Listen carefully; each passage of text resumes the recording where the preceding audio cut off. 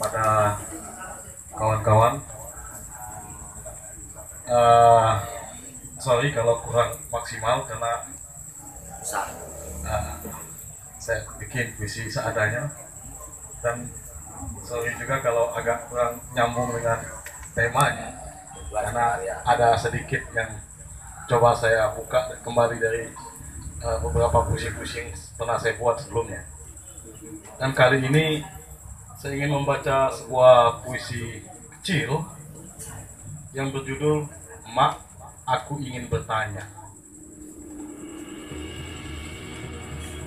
Mak, aku ingin bertanya. Katanya bangsa ini bangsa yang besar. Katanya bangsa ini bangsa yang besar.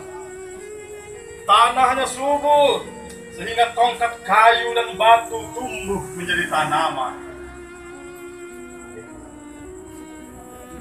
Mak, aku ingin bertanya. Katanya bangsa kita ini bangsa yang kaya. Hutan, gunung, sawah, lautan menjadi simpanan kekayaan. Mak, aku ingin bertanya. Katanya bangsa kita ini bangsa yang berbudaya. Musyawarah mufakat dan gotong royong menjadi ciri khas masyarakatnya.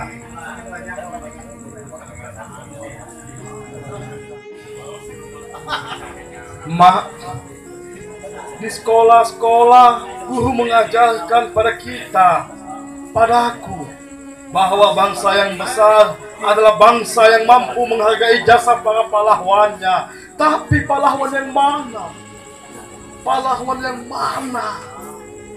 Mengapa kemudian kita mengkotak-kotakkan para pahlawan karena peristiwa masa lalu yang kelam, bahwa ada yang dituduh berkhianat dan dihapuskan namanya dalam daftar panjang perjuangan besar bangsa ini?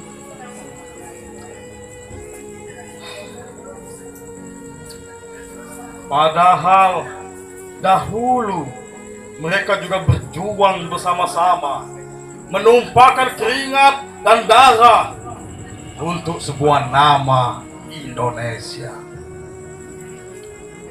Mereka tinggalkan sanak keluarganya, mereka tinggalkan handai taulannya, bahkan dengan dada yang lapang rela meninggalkan anak dan istri tercinta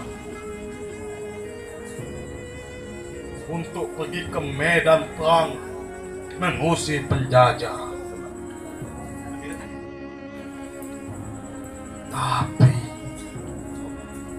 Tapi kemudian setelah bangsa yang besar ini merdeka, nama mereka hanya tertinggal di dalam nisan-nisan tua yang tak bernama, bukan dalam buku-buku sejarah ataupun potret-potret yang lumrah yang kita lihat dalam buku pelajaran di sekolah.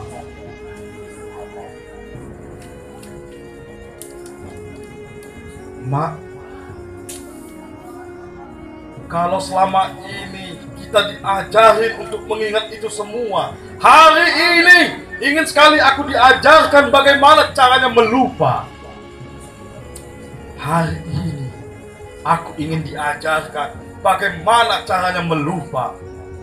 Karena setiap kali aku mengingat, maka yang tumbuh bukan rasa hormat dan bangga, tapi justru marah dan angkara yang bermuncak.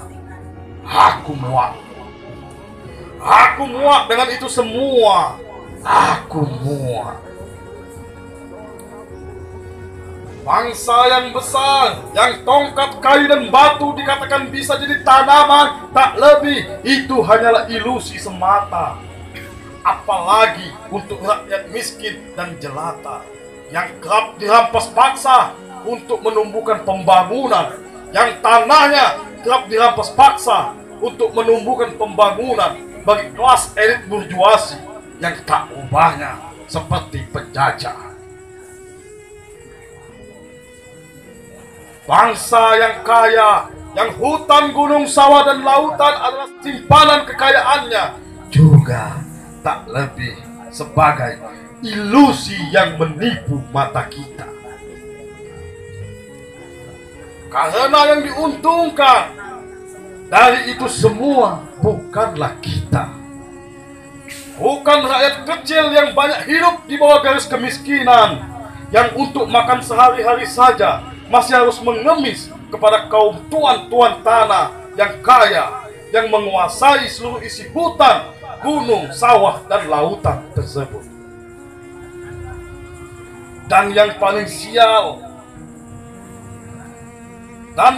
sial dan tertipu mentah-mentah ialah saat kita dianggap bangsa yang berbudaya, yang ciri khas masyarakatnya dilihat dari musyawarah mufakat dan gotong royong saja. Musyawarah mufakat kukatakan akhirnya terubah seperti permufakatan jahat mereka yang ingin berkuasa saja. Karena agar mereka bisa duduk di kursi-kursi panas pengambil keputusan, yang keputusannya tersebut ujung-ujungnya untuk menindas rakyat jelata seperti kita ini juga.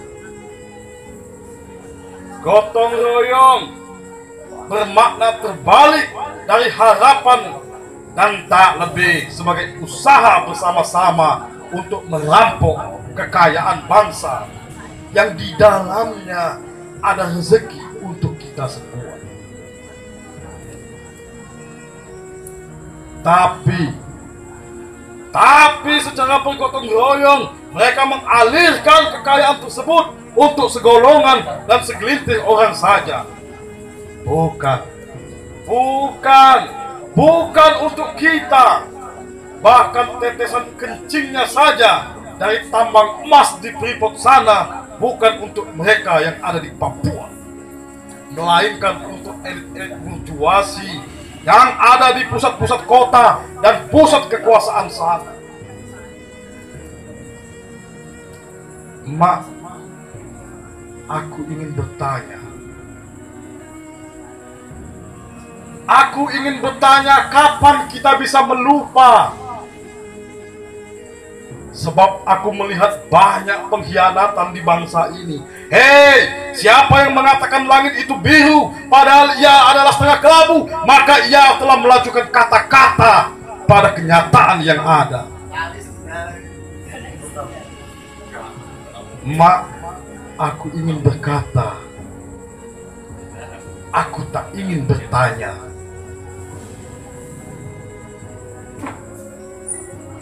Pada transisi sosial kita hari ini, kita kehilangan makna sosiologisnya. Kita menjadi jahat daripada yang lebih jahat di sana karena kita diam menyaksikan kejahatan-kejahatan yang terjadi dan yang ada. Mak,